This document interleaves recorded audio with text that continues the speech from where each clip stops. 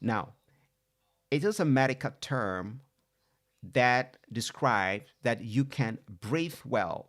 Sometimes it is described as air hunger. That is, you are hungry for air because you can't get air inside your system. And it is very, very uncomfortable feeling. Research has shown that there are about 496 conditions that can cause or that can lead to dyspnea, that is shortness of breath. But looking at the 496, about 80% of the causes are due to heart and lung conditions. 80% of the 496 that affect us, that is our inability to breathe well, or that we are short of breath, is because of the heart and the lungs. So try to be in the picture. There could be other reasons. The other reasons could be what we call acidosis. That is your pH. That is your blood may be too acidic. If your blood is too acidic, it can't transport enough oxygen in your body. Or the opposite. If your blood is too alkaline, that is opposite of acid, it can't also transport enough oxygen. So you see, we have a real prescribed scale, the pH, that is the right pH of your blood. Normally, it should be about 7.40. You see, we have the scale of 0 to 14, and from 0 to 7 is normally the acid range. And then so 7.4 is the exact range that our blood should be to be able to efficiently carry oxygen around the body. Now, sometimes it could be musculoskeletal musculoskeletal system. If the musculoskeletal system is involved, it can also affect the way we breathe. The nervous system is also can affect our breathing, how we breathe. So, toxicity of blood and the low hemoglobin can be also be involved here. I'm just giving a summary of what we are going to really learn today. Now, when we move on, we understand that shortness of breath can be a symptom of a serious health problem. As we're saying, often related to our heart and lungs. Now, if you are a healthy adult, you breathe in and out up to about 20 times a minute. So within a day, we breathe in about 30 breaths a day. So shortness of breath can range from mild and temporal to serious and long-lasting. It is sometimes difficult to diagnose it when you go to the hospital because there could be other health conditions that their symptoms could overlap dyspnea or shortness of breath. But let's have a look at the symptoms. The first symptom here, as we're saying, is the shortness of breath after exertion, after doing something a bit demanding. You know, just cast your mind back. Maybe when you used to run for bars, you were absolutely fine. You were quick. You ran for your bars. You did not have any problem. You were not short of breath. But now, these days, when you run for the same bus, you are short of breath. You have to notice something is wrong. You climbing stairs or steps or climbing hill. You didn't used to feel tired, but now you're feeling tired. That is a clear indicator that something is possibly wrong with your heart or with your lungs. Now, when we move on, we also understand that there will be tightness in the chest, tightness, and there's a rapid or shallow breathing. Your breathing will be so rapid that because of lack of oxygen within the body, the brain sends signal for you to breathe in so quickly. So you'll be breathing very, very rapidly, really rapidly, but shallow, not deep breathing. When we move on, that individual may also experience what is called heart palpitation. Heart palpitations can be connected with shortness of breath. But please do not take just one symptom, but take a few symptoms, like 4 or 5 symptoms, put them together to know that you might be suffering from dyspnea or shortness of breath. When we move on, we also see that individual may be wheezing. You see, this is the breathing that it may sound like a whistle, So when you're wheezing, it's not a very good sign. And the cough, that wouldn't stop. If you've been coughing, it's a normal cough as a result of flu or cold will not last long. In a few weeks or maybe 10 days, you should be okay. But a cough that is persistent, that will not leave you, can be a problem. Now, let's actually look at some other things now. I'm just looking now at the types of dyspnea or shortness of breath. We have the acute type and then the chronic type. We want to look at the causes of the acute and then the causes of the chronic type. Let's start with the acute type. Now, before we start here, let me put this number on the platform. Possibly you may need to call me and then to get some help.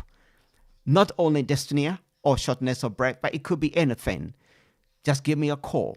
When you're calling outside the UK, it's +44 738 464 7300. So within the UK is 0738 464 7300. Now, the second number is 0745 988 9152. If you're calling from outside the UK, it's +44 745 988 9152. Now, let's come to the acute dyspnea. When we say acute, something is acute, it means it started not long time ago. It might be just some few minutes, a few hours ago, and it may last up to a few weeks, and it may leave you. But what could cause this shortness of breath in acute episode or acute condition?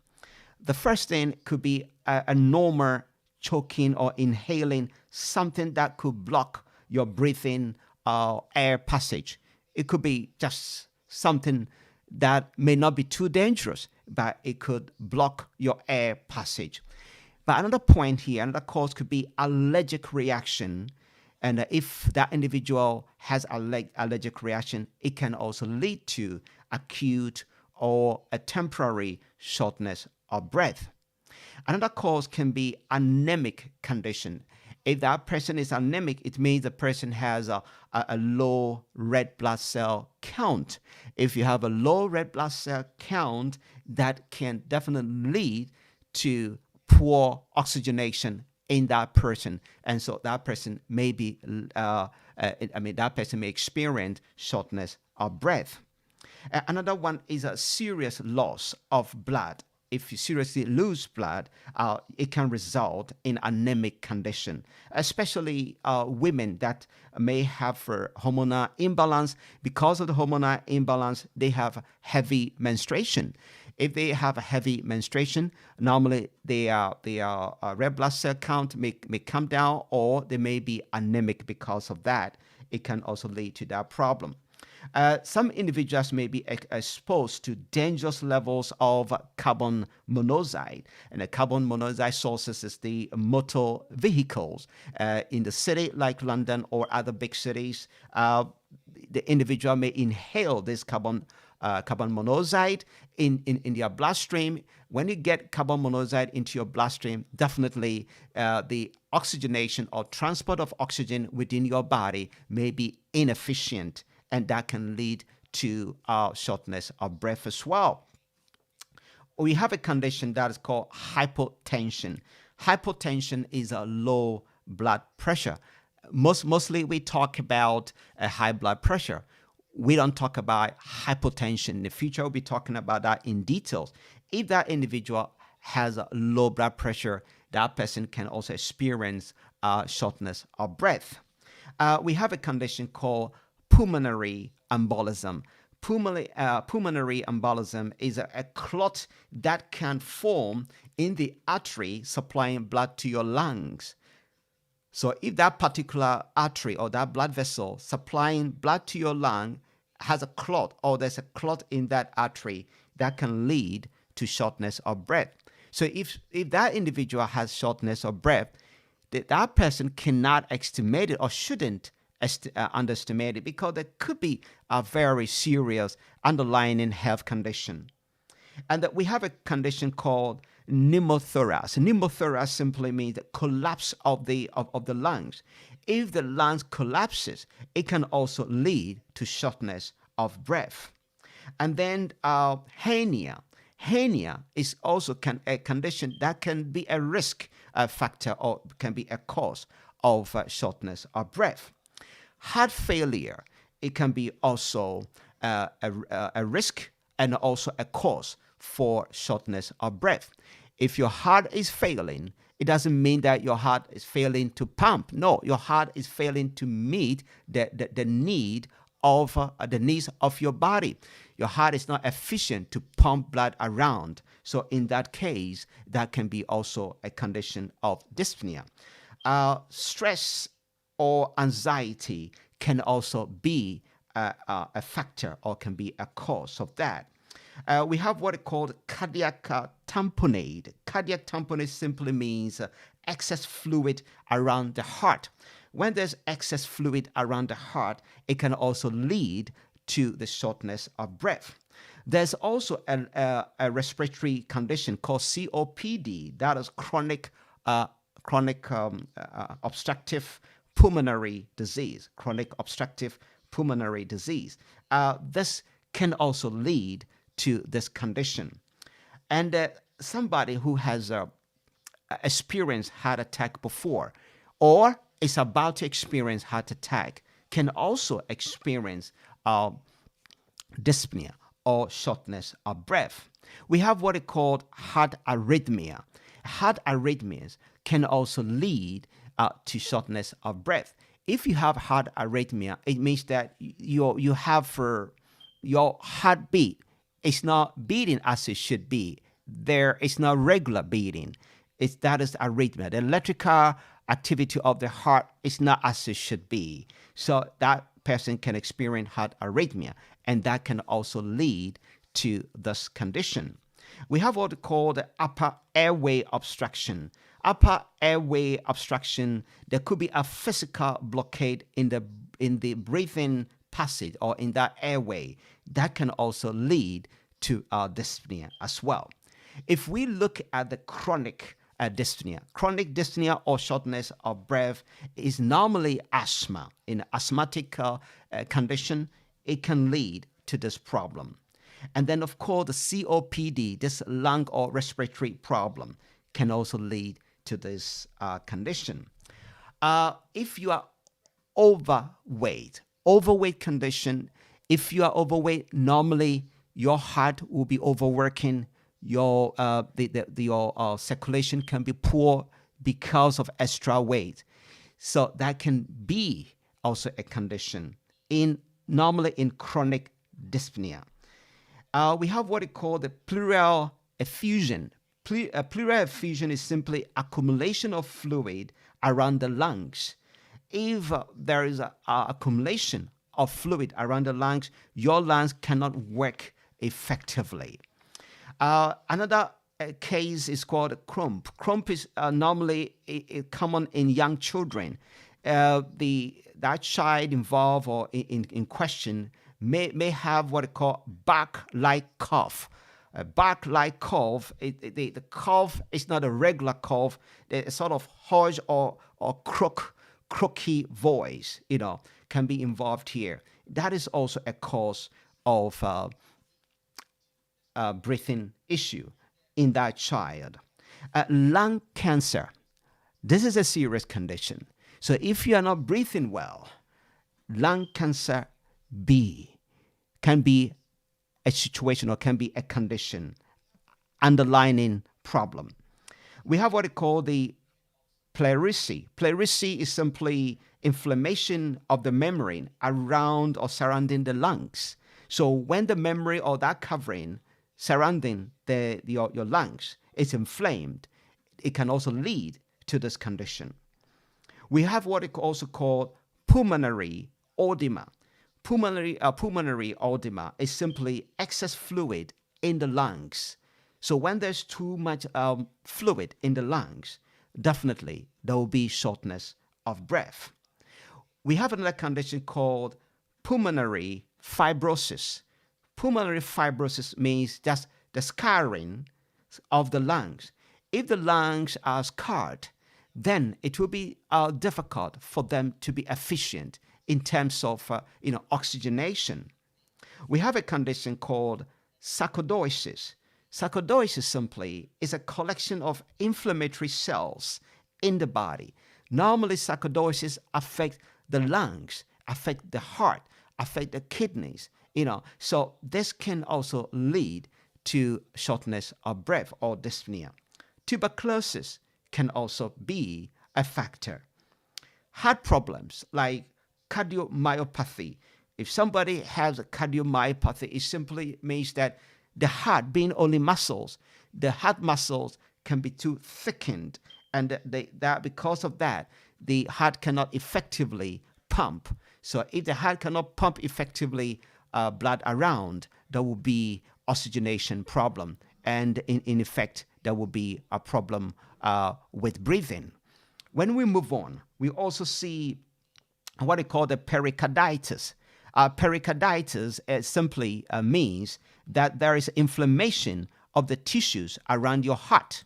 You see, inflammation around your heart, that is pericarditis, can also lead to this problem. There's another issue here, that is other ones which are not too common. It could be broken ribs. When the ribs not necessarily broken, there could be a little bit injury or tremor. It can also affect your breathing.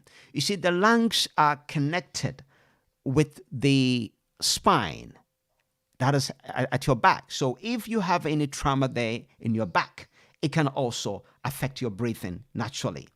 Anxiety disorders can also be an issue here, can be a factor.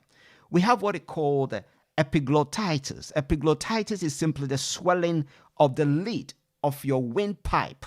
You see, the lid that is covering your windpipe can be inflamed. That can also lead to this problem. But as I was saying, if we look at it, there are about 496 conditions that can make you feel that you can breathe well.